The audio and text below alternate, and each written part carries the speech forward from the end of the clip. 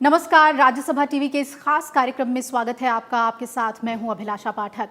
प्रधानमंत्री नरेंद्र मोदी ने 30 मई 2019 को दूसरी बार भारत के प्रधानमंत्री पद की शपथ ली थी। उनकी अगुवाई में भारत ने कई नए कीर्तिमान गढ़े। प्रधानमंत्री मोदी ने अपने पहले कार्यकाल के समान ही पिछले एक साल में कई साहसिक और ऐतिहासिक कदम उठाए, जिसने देश की एकता, अखंडता और सुरक्षा को सुनिश्चित करने के साथ ही उन्नति और प्रगति की राह को प्रशस्त किया है। प्रधानमंत्री मोदी की नीतियों और कार्यशैली की वजह से भारत ने विश्व पटल पर कई ऊंचाइयों को छुआ। उन्होंने दुनिया के अन्य देशों से भारत के संबंध प्रगाढ़ किए और रिश्तों को नई दिशा दी, जिसकी वजह से वैश्विक स्तर पर भारत की छवि बेहद मजबूत बनकर उभरी। देश विदेश में प्रधानमंत्री मोदी की नीतियों और व्यक्तिगत लोकप्रियता का आलम यह है कि उन्हें दुनिया के कई शीर्ष सम्मानों से सम्मानित किया जा चुका है। कोरोना वैश्विक महामारी से निपटने के लिए प्रधानमंत्री ने जिस तरह से प्रभावी कदम उठाए, उससे न केवल देश की जनता बल्कि दुनिया के बड़े बड़े देश भी उनके मुरीद हो गए। आइए एक नजर डालते हैं प्रधानमंत्री नरेंद्र मोदी के दूसरे कार्यकाल के एक साल के सफर और उपलब्धियों पर।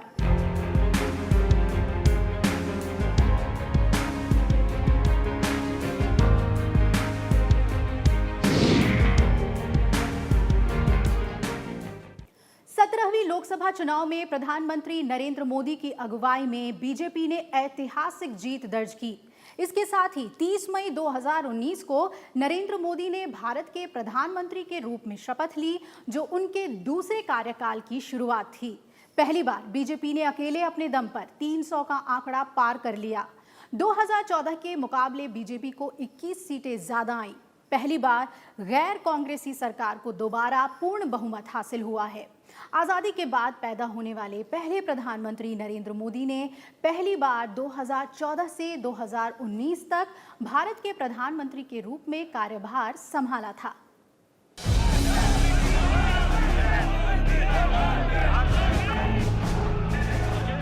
अगर कोई विजयी हुआ है तो हिंदुस्तान विजयी हुआ है।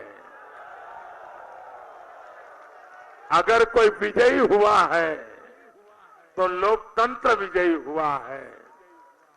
अगर कोई विजयी हुआ है तो जनता जनार्दन विजयी हुई है। 2014 में पहली बार केंद्र में पूर्ण बहुमत से सरकार बनाने वाले प्रधानमंत्री नरेंद्र मोदी ने सबका साथ सबका विकास के साथ ही समावेशी, विकासोन्मुख और भ्रष्टाचार मुक्त शासन व्यवस्था के जरिए एक ऐसे बदलाव की शुरुआत की कि साल 2019 में हुए 17वीं लोकसभा चुनाव में पहली बार बीजेपी ने अकेले अपने दम पर 300 का आंकड़ा पार कर लिया। 17वीं लोकसभा चुनाव के नतीजों से ये साफ हो गया कि देश के हर कोने से यही आवाज आई, एक बार फिर मोदी सरकार। प्रधानमंत्री नरेंद्र मोदी के नेतृत्व में एनडीए को प्रचंड बहुमत हासिल हुआ। नरेंद्र मोदी देश के पहले गैर कांग्रेसी प्रधानमंत्री बने, जिसने पूर्ण बहुमत के साथ दूसरी बार सत्ता में वापसी की। नरेंद्र मोदी ने देशवासियों को धन्यवाद देते हुए कहा कि हमने नए भारत के निर्माण के लिए जनादेश मांगा था और लोगों ने हमें इसके लिए आशीर्वाद दिया है। 2019 से 2024 जो स्पिरिट आजादी का था, वो स्पिरिट समृद्ध भारत के लिए बन जाए। स्वतंत्र भारत का वो स्पिरिट समृद्ध भारत का स्पिरिट बन जाए। 2024 के पहले देश को हम नई ऊंचाइयों पर ले जा सकते हैं। बीजेपी ने न सिर्फ अपने बूते दोबारा लोकसभा में बहुमत हासिल किया, बल्कि सहयोगियों के साथ 350 का आंकड़ा भी पार कर लिया। प्रचंड मोदी लहर पर सवार होकर अकेले बीजेपी ने 303 सीटें हासिल की। इससे पहले 2014 के लोकसभा चुनाव में बीजेपी को अपने दम पर कुल 282 सीटें हासिल हुई थी। लोकतांत्रिक विश्व में 2019 का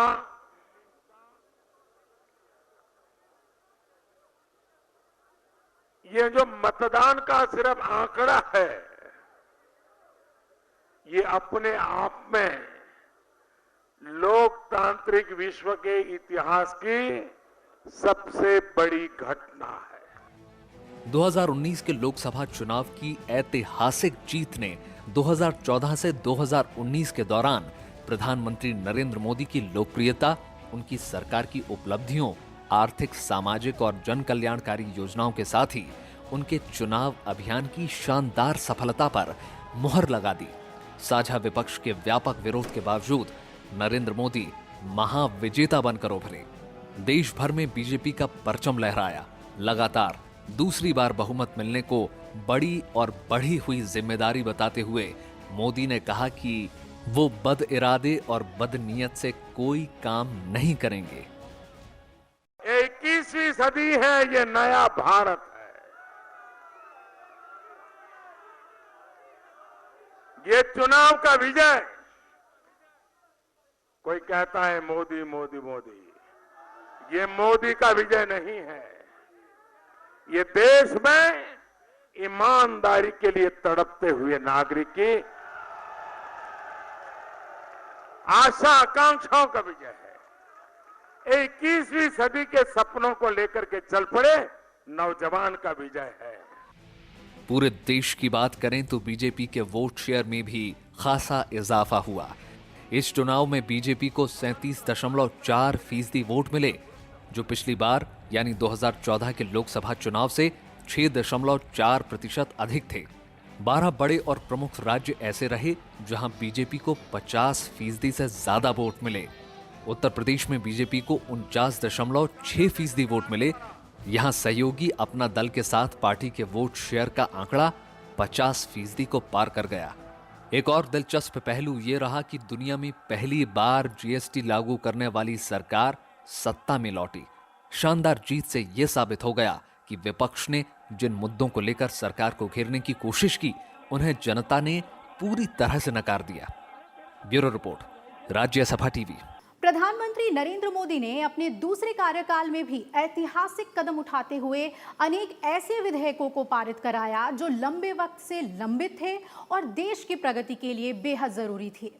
इन विधेयकों में मुस्लिम महिलाओं के सशक्तिकरण के लिए ट्रिपल तलाक को गैर कानूनी घोषित करने वाला बिल हो या जम्मू कश्मीर से अनुच्छेद 370 और 35A हटाने वाला बिल, मोदी सरकार ने कई विधेयकों को पारित कराया जो मील का पत्थर साबित हुए। हर सरकार की सबसे बड़ी जिम्मेदारी होती है देश हित में मजबूत कानून बनाना और उसे लागू करना। संसद में लंबित विधेयकों को पारित कराना भी सरकार के लिए बड़ी चुनौती होती है, लेकिन प्रधानमंत्री नरेंद्र मोदी के नेतृत्व में दूसरे कार्यकाल में भी ये काम बखूबी हुआ। देश को मजबूत बनाने वाले कुछ बहुप्रतीक्षित और साहसिक विधेयकों को सर्वसम्मति से पारित कराने का काम मोदी सरकार की उपलब्धियों में शामिल है। 3 तलाक यानी तलाक ए बिद्दत को रद्द घोषित करने वाला मुस्लिम महिला विवाह अधिकार संरक्षण विधेयक 2019 मुस्लिम महिलाओं को लैंगिक न्याय दिलाने की दिशा में मोदी सरकार के प्रमुख कदमों में से एक है। 30 जुलाई 2019 को संसद से इस बिल को पारित कर दिया गया, जिसके मुताबिक मुस्लिम महिलाओं को दिए जाने वाला एक साथ 3 तलाक यानी तलाक ए बिद्दत अपराध माना जाएगा। मुस्लिम महिला विवाह अधिकार संरक्षण विधेयक 2019 में 3 तलाक की प्रथा को अवैध घोषित करने का प्रावधान किया गया है और ऐसे मामलों में 3 वर्ष तक के कारावास का भी प्रावधान किया गया है।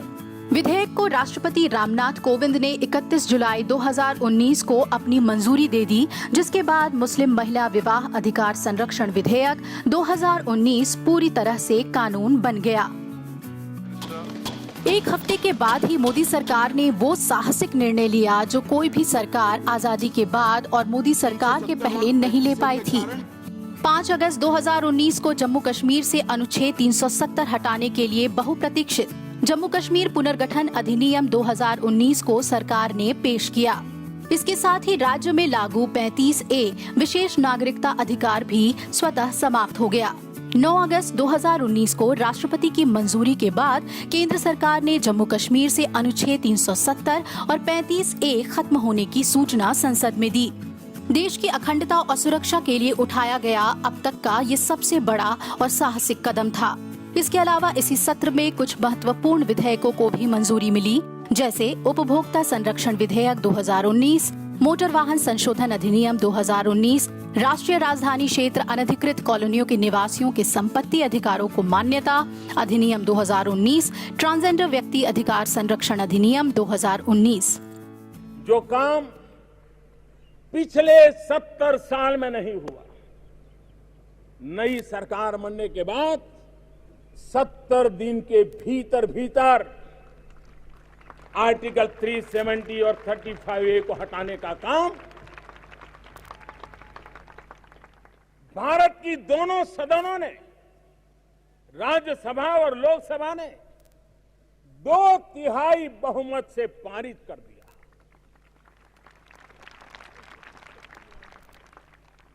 इसका मतलब यह हुआ कि हर किसी के दिल में ये बात पड़ी थी, लेकिन प्रारंभ कौन करे, आगे कौन आए, शायद उसी का इंतजार था। और देशवासियों ने मुझे ये काम दिया और मैं आपने जो काम दिया है उसी को करने के लिए आया। मेरा अपना कुछ नहीं है। 2019 में ही महत्वपूर्ण विधेयकों को पारित कराने की प्रतिबद्धता पर मोदी सरकार खरी उतरी और शीतकालीन सत्र में नागरिकता संशोधन विधेयक भी संसद से पारित हुआ। 13 दिसंबर 2019 को राष्ट्रपति रामनाथ कोविंद की मंजूरी से नागरिकता संशोधन बिल कानून बन गया। संशोधन के मुताबिक 31 दिसंबर 2014 को या उससे पहले अफगानिस्तान, बांग्लादेश और पाकिस्तान से भारत आए हिंदुओं, सिखों, बौद्धों, जैनियों, पारसियों और ईसाइयों को अवैध प्रवासी नहीं माना जाएगा।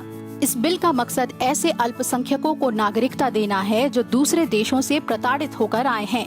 इसी सत्र में संसद ने विवाद से विश्वास विधेयक 2020 को 13 मार्च को पारित किया।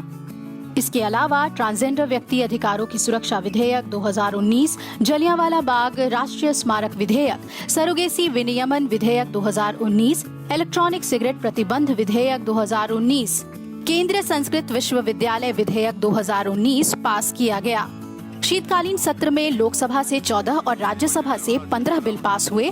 वहीं लोकसभा की उत्पादकता 116% और राज्यसभा की 100% रही। एनपीआर जो है वो जनसंख्या का रजिस्टर है, जो पॉपुलेशन रजिस्टर है। देश में जो भी रहते हैं उनके नाम रजिस्टर्ड किए जाते हैं, जिसके आधार पर देश की अलग अलग योजनाओं का आकार बनता है। और एनआरसी है, नेशनल रजिस्टर ऑफ सिटीजन्स। इसमें से हर व्यक्ति से प्रूफ मांगे जाते हैं कि आप बताइए कि भाई आप किस आधार पर इस देश के नागरिक हो। ये दोनों प्रक्रिया का कोई लेन देन नहीं है, न दोनों प्रक्रिया का एक दूसरे के सर्वे में उपयोग हो सकता है। एनपीआर के लिए जो अभी प्रक्रिया चलेगी, इसका उपयोग कभी भी एनआरसी के लिए नहीं हो सकता। दो कानून भी अलग। 2020 में बजट सत्र के दूसरे चरण में कई विधेयक प्रस्तावित थे, लेकिन कोरोना वायरस की वजह से सत्र को पहले ही समाप्त करना पड़ा। देश की अखंडता, सुरक्षा, समाज के हर वर्ग के उत्थान के लिए मोदी सरकार ने महत्वपूर्ण विधेयकों को पारित कराया, जो एक ईमानदार, मजबूत और ऊर्जावान नए भारत का निर्माण करेगा। Bureau report, Rajya Sabha TV. अब हम बात करेंगे आर्थिक मोर्चे से जुड़े फैसलों की। नरेंद्र मोदी सरकार के दूसरे कार्यकाल के पहले साल में अर्थव्यवस्था को मजबूत बनाने के लिए कई फैसले लिए गए। अर्थव्यवस्था के हर पहलू का ख्याल रखते हुए नीतियों का निर्माण किया गया। चाहे उद्योग जगत हो या फिर खेती, सबको राहत पहुंचाने की कोशिश की गई।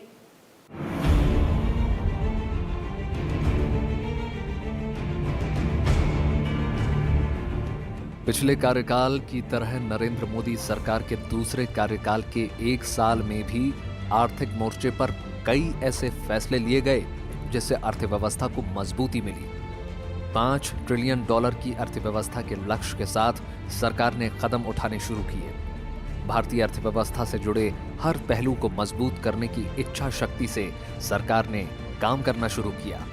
इसके तहत उद्योग जगत, किसान, असंगठित क्षेत्र में काम करने वाले मजदूर, दैनिक मजदूरी के लिए शहरों में पलायन करने वाले मजदूर और शहरों में सड़क के किनारे छोटे मोटे व्यापार करके आजीविका चलाने वाले लोगों को ध्यान में रखते हुए नीतियों का निर्माण किया गया। दूसरे कार्यकाल के शपथ ग्रहण के बाद मोदी सरकार की पहली कैबिनेट की बैठक में देश के सभी किसानों को पेंशन देने के लिए प्रधानमंत्री किसान सम्मान निधि योजना को मंजूरी दी गई। इस योजना के तहत देश के 14 करोड़ से अधिक किसानों के खाते में 6,000 रुपए दिए जाने का प्रावधान किया गया। छोटे व्यापारियों के लिए पेंशन योजना को मंजूरी दी गई। इस योजना से देश के करीब 3 करोड़ खुदरा व्यापारियों को 60 साल की उम्र के बाद 3,000 रुपए हर महीने पेंशन मिलेगी। इस योजना की घोषणा मोदी सरकार ने अपने अंतरिम बजट में की थी। नरेंद्र मोदी सरकार के दूसरे कार्यकाल के पहले बजट में भारत को $5 ट्रिलियन की अर्थव्यवस्था बनाने का लक्ष्य रखा गया। आजादी के 70 सालों में देश $2 ट्रिलियन की अर्थव्यवस्था बना, लेकिन पिछले 5 वर्षों में नरेंद्र मोदी सरकार ने इसे $3 ट्रिलियन की अर्थव्यवस्था बनाया है और अब $5 ट्रिलियन की अर्थव्यवस्था बनाने की दिशा में सरकार आगे बढ़ रही है। इसके लिए अवसंरचना यानी बुनियादी ढांचे को मजबूत बनाने और निवेश पर जोर देने की बात की गई। अवसंरचना के लिए अगले 5 वर्षों में 100 लाख करोड़ निवेश किए जाने की योजना बनाई गई। ये निवेश रेलवे, सड़क, ऊर्जा, इलेक्ट्रिक मोबिलिटी जैसे महत्वपूर्ण क्षेत्रों में किया जाना है। इससे देश में बड़े पैमाने पर रोजगार के अवसर पैदा होंगे। निवेश जुटाने और रोजगार के नए अवसर तैयार करने के लिए प्रधानमंत्री नरेंद्र मोदी ने इन दोनों महत्वपूर्ण मुद्दों से निपटने के लिए 2 अलग-अलग मंत्रिमंडल समितियां भी गठित की। आजादी के 70 साल बाद हम $2 ट्रिलियन इकोनॉमी पर पहुंचे थे। 70 साल की हमारी विकास यात्रा ने हमें $2 ट्रिलियन इकोनॉमी में पहुंचाया था, लेकिन 2014 से 2019 5 साल के भीतर हम लोग 2 ट्रिलियन से 3 ट्रिलियन पहुंच गए। $1 ट्रिलियन हमने जोड़ दिया। अगर 5 साल में 70 साल में जो हुआ उसमें इतना बड़ा जंप लगाया, तो आने वाले 5 साल में हम $5 ट्रिलियन इकोनॉमी बन सकते हैं और ये सपना हर हिंदुस्तानी का होना चाहिए। नरेंद्र मोदी सरकार ने देश में आर्थिक सुधार की दिशा में 30 अगस्त 2019 को 10 सरकारी बैंकों के विलय करके 4 बड़े बैंक बनाने का महत्वपूर्ण फैसला लिया। यूनाइटेड बैंक ऑफ इंडिया और ओरिएंटल बैंक ऑफ कॉमर्स का पंजाब नेशनल बैंक में विलय किया गया। इस विलय के बाद पीएनबी दूसरा सबसे बड़ा बैंक बन गया। कैनरा और सिंडिकेट बैंक का विलय हुआ, जबकि union bank of India, Andhra bank और कॉरपोरेशन बैंक का आपस में विलय हुआ। वहीं इंडियन बैंक का इलाहाबाद बैंक में विलय किया गया। 2017 में सार्वजनिक क्षेत्र के बैंकों की संख्या 27 थी, लेकिन विलय के बाद इन बैंकों की संख्या घटकर 12 रह गई। इस विलय से बैंकों को बढ़ते एनपीए से काफी राहत मिली। इसके साथ ही बैंकों के लिए 55,250 करोड़ के बेल आउट पैकेज की घोषणा की गई। अर्थव्यवस्था को रफ्तार देने के लिए 20 सितंबर 2019 को वित्त मंत्री निर्मला सीतारमण ने कॉर्पोरेटिव टैक्स रेट में कटौती का ऐलान किया। घरेलू कंपनियों पर बिना किसी छूट के कॉर्पोरेटिव टैक्स 22% कर दिया गया। सरचार्ज और सेस जोड़कर प्रभावी दर 25.17% हो गई। पहले ये दर 30% थी। इसके अलावा 1 अक्टूबर 2019 को या उसके बाद भारत में गठित किसी भी कंपनी पर 15% टैक्स लगेगा अगर वो कंपनी 31 मार्च 2023 से पहले उत्पादन शुरू कर देती है। सभी तरह के सरचार्ज और सेस समेत प्रभावी दर 17.10% होगी। केंद्र सरकार कुल 28 सार्वजनिक क्षेत्र की कंपनियों यानी पीएसयू में हिस्सेदारी बेचने में जुटी है। सरकार ने इन कंपनियों में विनिवेश यानी हिस्सेदारी बेचने को लेकर सैद्धांतिक मंजूरी दे दी है।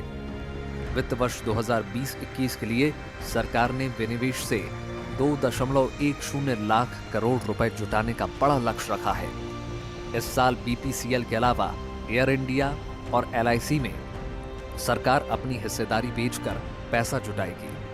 2019 में स्वतंत्रता दिवस के मौके पर दिए गए प्रधानमंत्री के संबोधन में देश की विभिन्न ढांचागत परियोजनाओं में 100 लाख करोड़ रुपए के निवेश की बात कही गई थी। भारत को ग्लोबल बेंचमार्क की बराबरी में लाने के लिए हमारे आधुनिक इंफ्रास्ट्रक्चर उसकी ओर भी जाना पड़ेगा। और कोई कुछ भी कहे, कोई कुछ भी लिखे, लेकिन सामान्य मानवीय का सपना अच्छी व्यवस्थाओं का होता है। अच्छी चीज उसे अच्छी लगती है, उसे उसमें रुचि बनती है। और इसलिए हमने तय किया है कि इन कालखंड में 100 लाख करोड़ रुपया 100 लाख करोड़ रुपया आधुनिक इंफ्रास्ट्रक्चर के लिए लगाए जाएंगे। उड़ान योजना को सहयोग प्रदान करने के लिए 2024 तक 100 और हवाई अड्डों के साथ बुनियादी ढांचे के विकास में तेजी लाने का फैसला किया गया। सरकारी निजी साझेदारी यानी पीपीपी मोड के जरिए 150 यात्री ट्रेनें चलाने का फैसला किया गया। बजट में व्यक्तिगत करदाताओं को पर्याप्त राहत देने और आयकर कानूनों को सरल बनाने के लिए वित्त मंत्री ने एक नई और सरलीकृत व्यक्तिगत आयकर व्यवस्था बनाने का प्रस्ताव किया।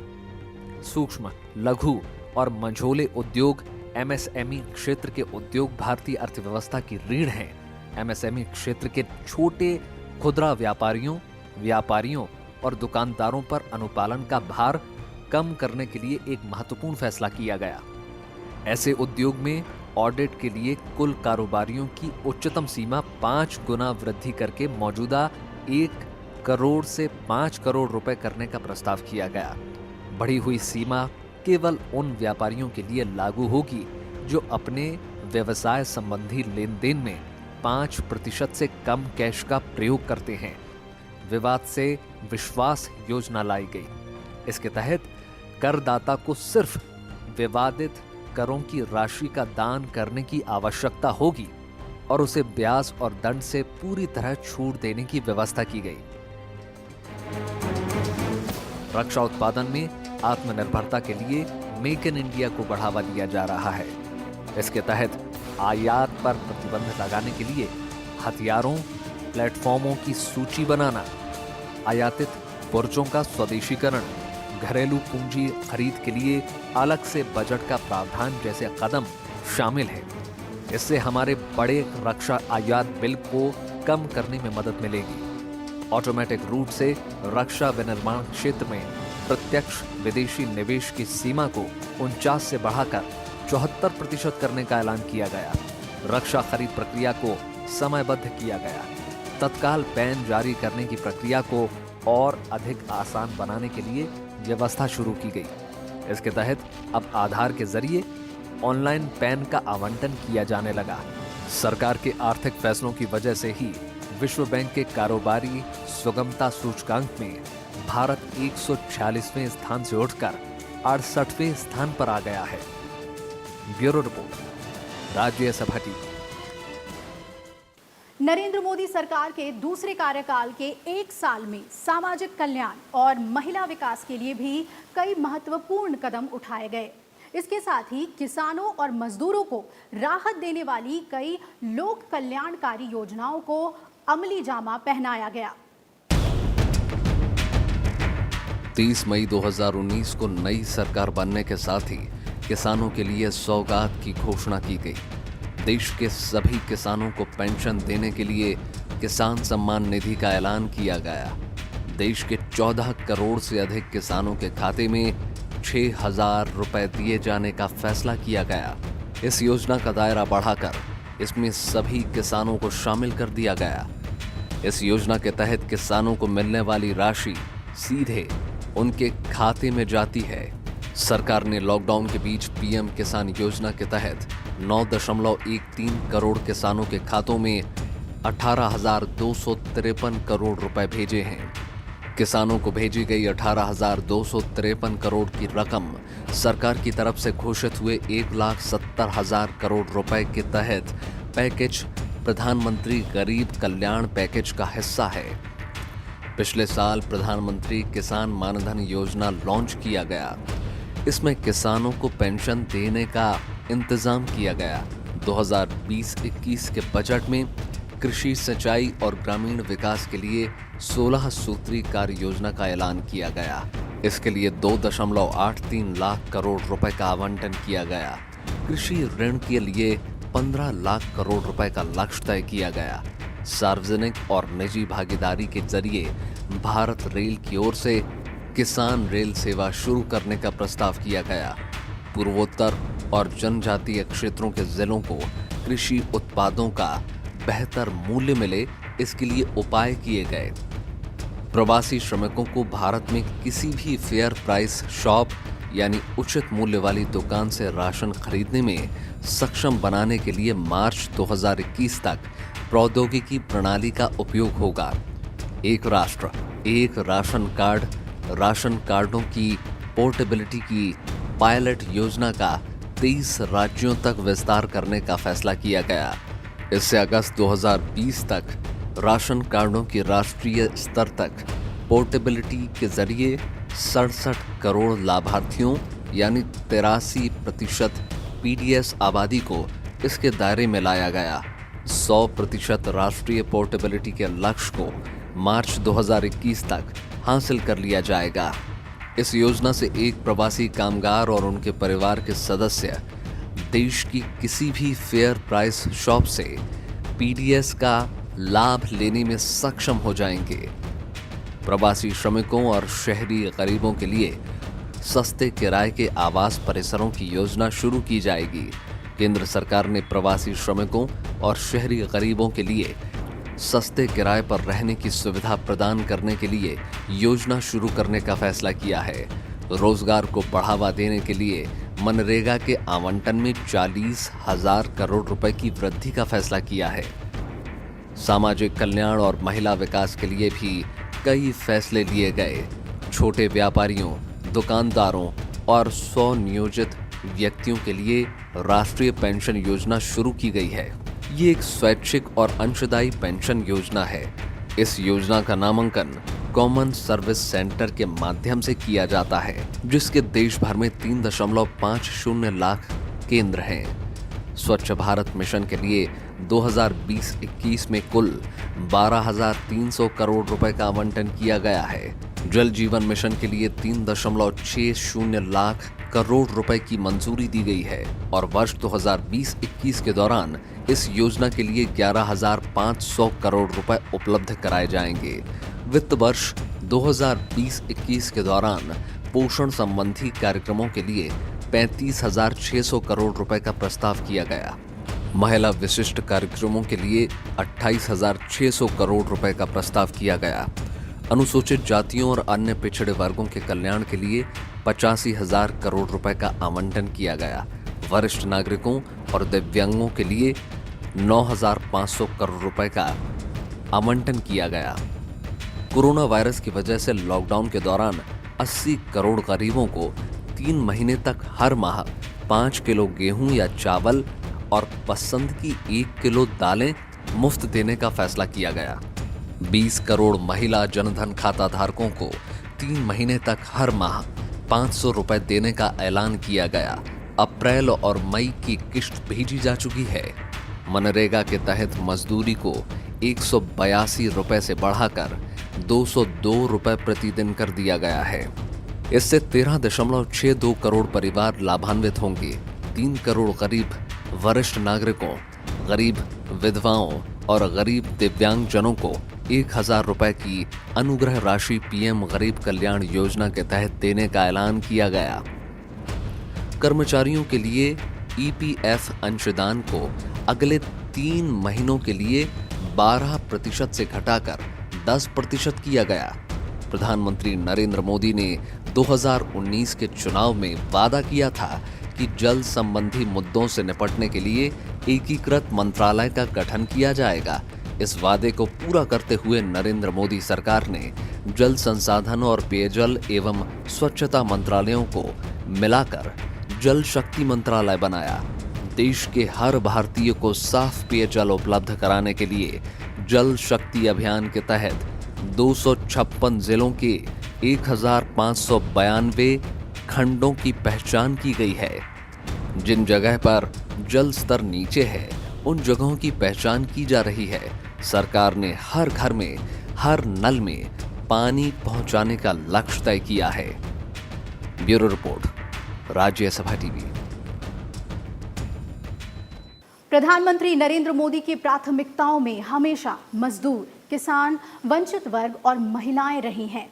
लॉकडाउन की वजह से आई आर्थिक चुनौतियों के दौरान भी प्रधानमंत्री ने सबसे प्रभावित क्षेत्र सूक्ष्म, लघु और मध्यम उद्योगों, श्रमिकों, मजदूरों और किसानों पर खास ध्यान दिया।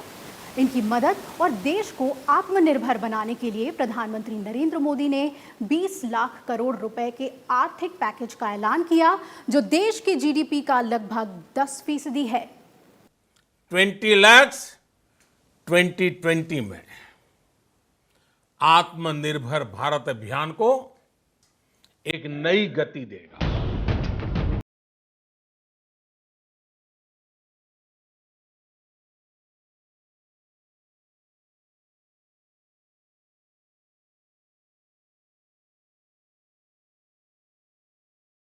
कोरोना वायरस को हराने के लिए प्रधानमंत्री नरेंद्र मोदी की सरकार ने सही समय पर हर कदम उठाए, जिसमें लॉकडाउन सबसे कारगर साबित हुआ।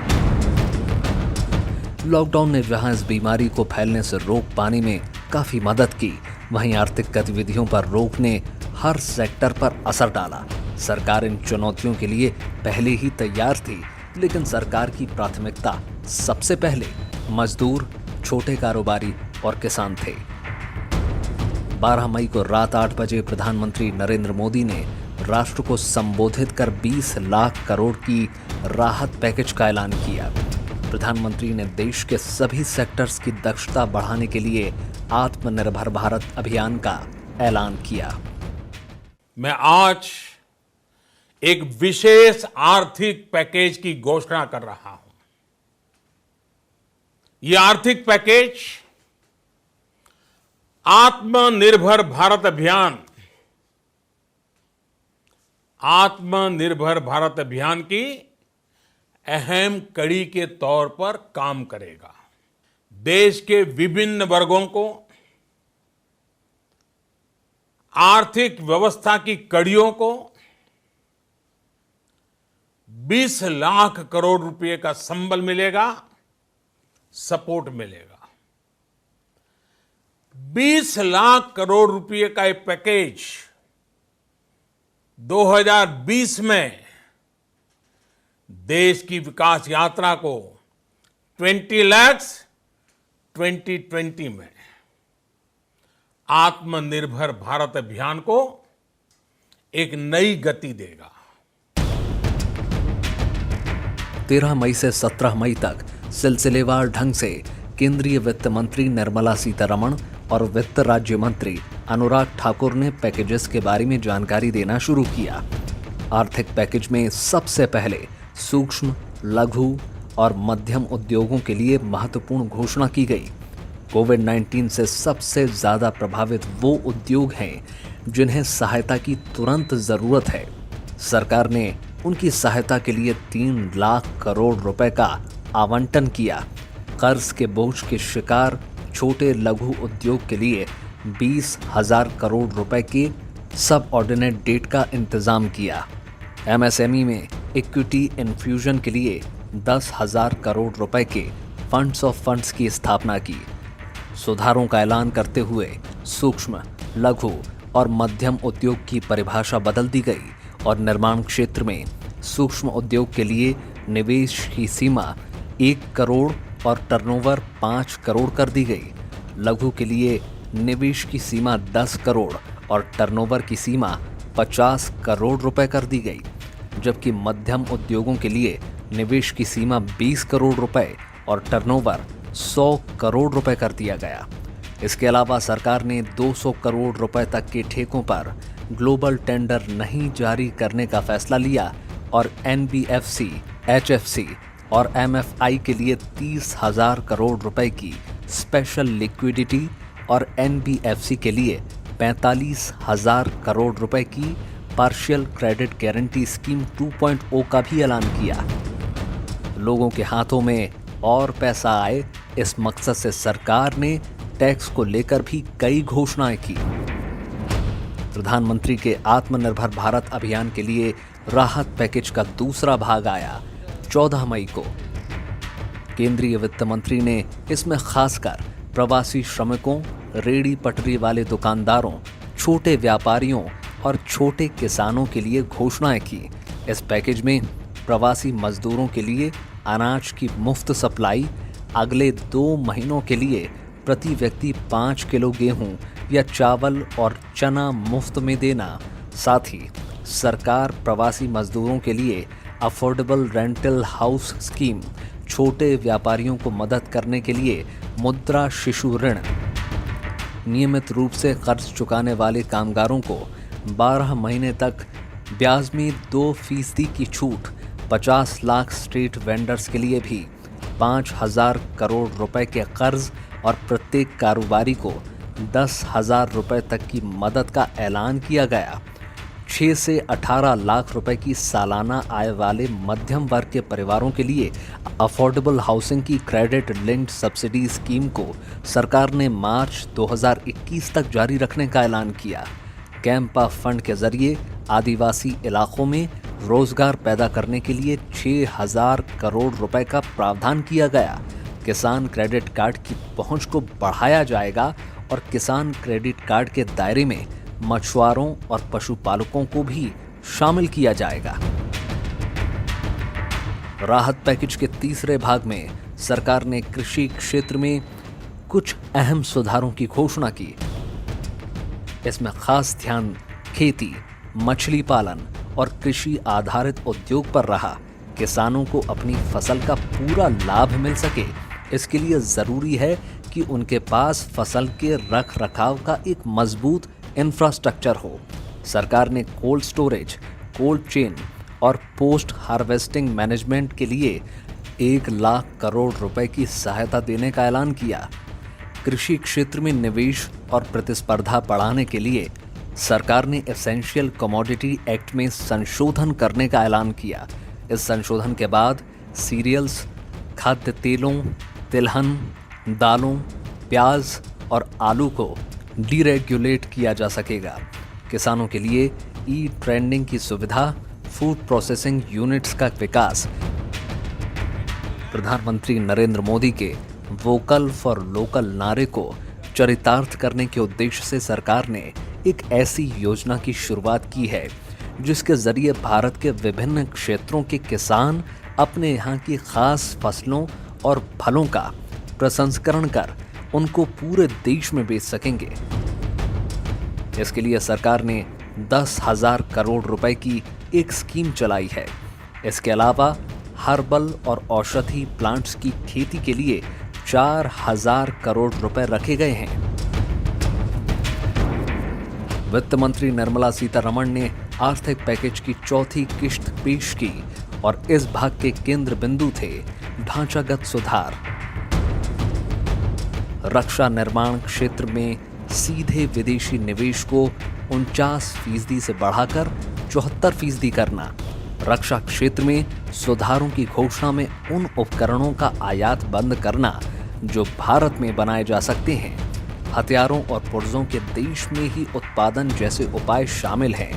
ऑर्डिनेंस फैक्ट्री बोर्ड को ज्यादा स्वायत्तता और उनका निगमीकरण का फैसला लिया गया। रक्षा उपकरणों की खरीद की प्रक्रिया को तेज किया जाएगा। कोयला खनन क्षेत्र में सुधारों के तहत कमर्शियल माइनिंग की शुरुआत, कोयले के गैसीकरण को बढ़ावा और कोयले के खनन की बुनियादी सुविधाओं के विकास पर 50,000 करोड़ रुपए के खर्च किए जाएंगे। खनिजों के खनन में निजी कंपनियों को बढ़ावा देने के लिए खनन से लेकर उत्पादन तक नीति लाई गई है। खदानों को लीज पर दिए जाते वक्त सरकार की तरफ से ली जाने वाली स्टैम्प ड्यूटी को भी युक्ति संगत बनाया जा रहा है। सिविल एविएशन सेक्टर में सुधारों के तहत भारतीय एयर स्पेस पर लगे प्रतिबंधों को कम किया जाएगा।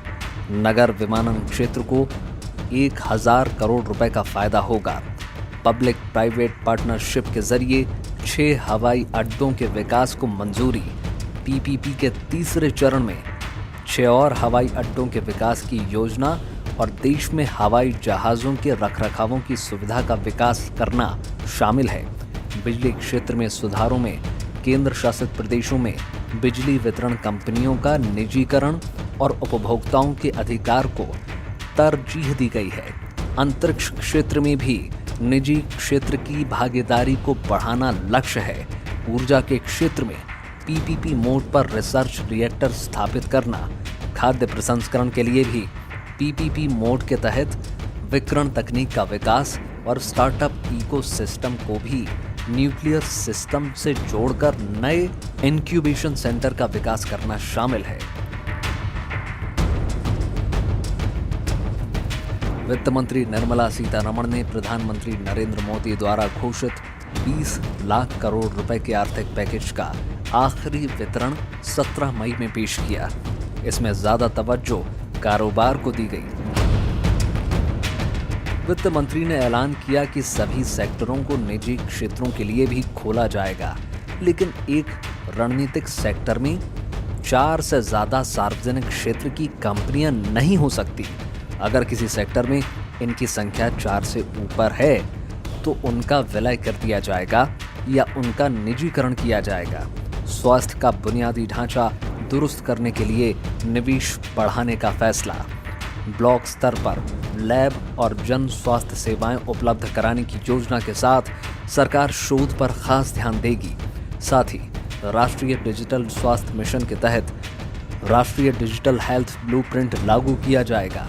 कोविड-19 की वजह से मजदूरों के पलायन के मद्देनजर मनरेगा के लिए भी 40,000 करोड़ रुपए की अतिरिक्त राशि जारी करने का फैसला लिया गया।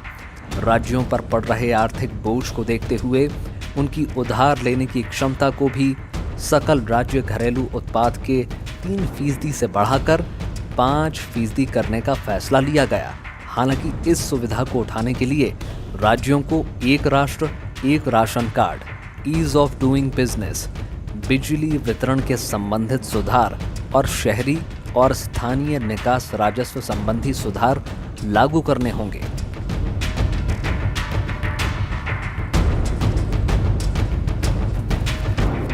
प्रधानमंत्री नरेंद्र मोदी के नए भारत के सपने को साकार करने के लिए आत्मनिर्भर भारत अभियान सभी सेक्टर्स को सशक्त बनाएगा और कोरोना महामारी की चुनौतियों के बावजूद भी आत्मनिर्भर भारत का रास्ता प्रशस्त करेगा।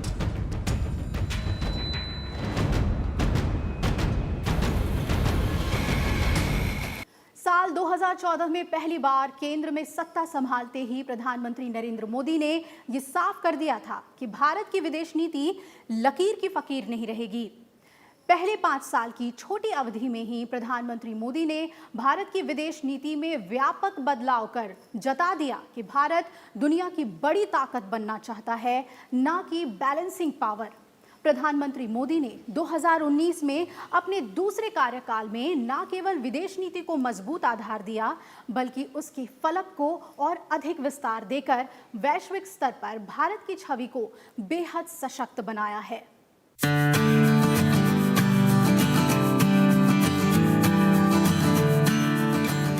मैं नरेंद्र दामोदर दास मोदी ईश्वर की शपथ लेता हूं कि मैं विधि द्वारा स्थापित भारत के संविधान के प्रति सच्ची श्रद्धा और निष्ठा रखूंगा। साल 2019 में दूसरी बार सत्ता संभालने के बाद प्रधानमंत्री नरेंद्र मोदी ने अपनी नीतियों से साफ कर दिया कि दूसरे कार्यकाल के दौरान भी विदेश नीति को लेकर पहले कार्यकाल जैसी ऊर्जा न केवल कायम रहने वाली है, बल्कि नए तेवर और नए कलेवर के साथ जारी रहेगी। साल 2014 में प्रधानमंत्री नरेंद्र मोदी ने सार्क देशों के सभी प्रमुखों की मौजूदगी में अपना पहला कार्यकाल शुरू किया था। वहीं दूसरे कार्यकाल की शुरुआत में बिम्स्टेक नेताओं को आमंत्रित किया। अपनी सरकार की दोबारा कमान संभालते ही प्रधानमंत्री ने विदेश और राष्ट्रीय सुरक्षा के लिए अपना महत्वाकांक्षी खाका खींचने में देरी नहीं की। पूर्व राजनयिक और विदेश सचिव एस जयशंकर की विदेश मंत्री के तौर पर नियुक्ति के साथ ही प्रधानमंत्री नरेंद्र मोदी ने स्पष्ट कर दिया कि विदेश नीति उनकी सरकार की शीर्ष प्राथमिकताओं में होगी। पड़ोसी देशों से संबंधों को नई मजबूती देने के मकसद से प्रधानमंत्री मोदी ने दूसरे कार्यकाल का शपथ लेने के बाद सबसे पहले जून 2019 में मालदीव और श्रीलंका की यात्रा की। प्रधानमंत्री ने जून 2019 में किर्गिस्तान में आयोजित SCO यानी शंघाई सहयोग संगठन शिखर सम्मेलन में हिस्सा लिया। प्रधानमंत्री ने इस सम्मेलन में आतंकवाद के मुद्दे को पुरजोर रूप से उठाया और उन्हें समर्थन देने वाले देशों पर प्रतिबंध लगाने की बात भी कही। प्रधानमंत्री ने जापान, भूटान, फ्रांस और खाड़ी के देशों की यात्राएं कर उनसे संबंधों को बेहतर आयाम और नई मजबूती दी। प्रधानमंत्री मोदी की बहरीन यात्रा भारत के किसी भी प्रधानमंत्री की पहली खाड़ी देश में यात्रा थी। बहरीन में मोदी को the king Hamda order of the rhesus से सम्मानित किया गया। वहीं संयुक्त अरब अमीरात ने प्रधानमंत्री मोदी को अपने सर्वोच्च नागरिक सम्मान ऑर्डर ऑफ द जायद से सम्मानित किया। ये खाड़ी देशों में प्रधानमंत्री मोदी की लोकप्रियता और उनकी विदेश नीति की सफलता का प्रतीक है। अमेरिका के साथ आर्थिक मुद्दों पर उतार चढ़ाव के बावजूद प्रधानमंत्री नरेंद्र मोदी अपनी नीति और सूझबूझ से उसे मजबूत करने में सफल रहे हैं। सितंबर 2019 में प्रधानमंत्री मोदी की अमेरिका यात्रा इस दिशा में एक मील का पत्थर साबित हुई। इस दौरान उन्होंने न्यूयॉर्क में संयुक्त राष्ट्र महासभा के 74वें सत्र को संबोधित किया। यहां उन्होंने संयुक्त राष्ट्र संघ के मंच से दुनिया को गांधी जी के सत्य और अहिंसा का संदेश दिया। इसी दौरान 22 सितंबर को प्रधानमंत्री मोदी के सम्मान में टेक्सास के ह्यूस्टन में हाउडी मोदी कार्यक्रम का आयोजन किया गया, जिसमें अमेरिका के राष्ट्रपति डोनाल्ड ट्रंप भी शामिल हुए। दोनों देशों के संबंधों को नई मजबूती देते हुए अमेरिका के राष्ट्रपति डोनाल्ड ट्रंप भी फरवरी 2020 में 2 दिन के भारत दौरे पर अहमदाबाद पहुंचे। कि प्रेसिडेंट ट्रंप की लीडरशिप में भारत और अमेरिका की फ्रेंडशिप और अधिक गहरी हुई है और इसलिए प्रेसिडेंट ट्रंप की ये यात्रा भारत और अमेरिका के संबंधों का नया अध्याय है। एक ऐसा अध्याय जो अमेरिका और भारत के लोगों को प्रोग्रेस एंड प्रॉस्पेरिटी का नया दस्तावेज बनेगा। ये प्रधानमंत्री मोदी की विदेश नीति की सफलता का ही परिणाम है कि जब भारत ने जम्मू कश्मीर के लिए विशेष प्रावधान वाले अनुच्छेद 370 को खत्म किया तो संयुक्त राष्ट्र की सुरक्षा परिषद में इसकी आलोचना करने वाला एकमात्र देश चीन था। इसका नतीजा ये हुआ कि वैश्विक स्तर पर भारत का विरोध करने में चीन अलग थलग पड़ गया। यहां तक कि सऊदी अरब और संयुक्त अरब अमीरात और कई अन्य मुस्लिम देशों ने भी इसे भारत का अंदरूनी मामला बताया। प्रधानमंत्री मोदी ने अपने विदेश नीति के तहत चीन के साथ सक्रियता बढ़ाने की दिशा में प्रयास लगातार जारी रखा। इसी सिलसिले में अक्टूबर 2019 में मामल्लापुरम में चीनी राष्ट्रपति शी जिनपिंग के साथ दूसरी अनौपचारिक बैठक की। हालांकि तमाम कोशिशों के बावजूद चीन भारतीय हितों पर आघात करने की कूटनीतिक और राजनीतिक कीमत चुकाने से परहेज नहीं कर रहा है। विदेश नीति को लगातार मजबूत आधार और नई दिशा देते हुए प्रधानमंत्री नरेंद्र मोदी हमेशा अपनी ओर से पहल करने में विश्वास रखते हैं। कोरोना महामारी के संकट काल में भी उन्होंने वीडियो कॉन्फ्रेंसिंग के जरिए सार्क देशों के नेताओं से बात की और कोरोना वायरस से निपटने के लिए इमरजेंसी फंड का प्रस्ताव दिया। मोदी ने इस कोविड-19 इमरजेंसी फंड में सबसे पहले $10 मिलियन यानी करीब 74 करोड़ रुपए दिए। प्रधानमंत्री मोदी ने 26 मार्च को वर्चुअल रूप से आयोजित G20 नेताओं के शिखर सम्मेलन में कोरोना महामारी से लड़ने के लिए एक ठोस कार्य योजना तैयार करने का आह्वान किया। 4 मई को प्रधानमंत्री मोदी ने वीडियो कॉन्फ्रेंसिंग के जरिए गुट निरपेक्ष साझेदार देशों को चिकित्सा आपूर्ति भेजना सुनिश्चित किया। कोरोना महामारी के दौरान पिछले 2 महीने में भारत ने अमेरिका समेत 120 देशों को पैरासीटामोल और हाइड्रोक्सी क्लोरोक्विन दवा का निर्यात किया। इनमें 40 से ज्यादा देशों को ये दवाएं अनुदाय या मुफ्त दी गई। प्रधानमंत्री नरेंद्र मोदी ने विदेश नीति के जरिए वैश्विक व्यवस्था में भारत की भूमिका को बदलने की कोशिश की है। उन्होंने ऐसे संकेत दिए हैं कि भारत अंतर्राष्ट्रीय व्यवस्था की प्राथमिकताओं को परिभाषित करने की इच्छा और योग्यता रखता है। भारत दुनिया में अपने लिए जो भूमिका चाहता है उसे लेकर प्रधानमंत्री मोदी ने हिचक खत्म कर दी है। Bureau report, Rajya Sabha TV.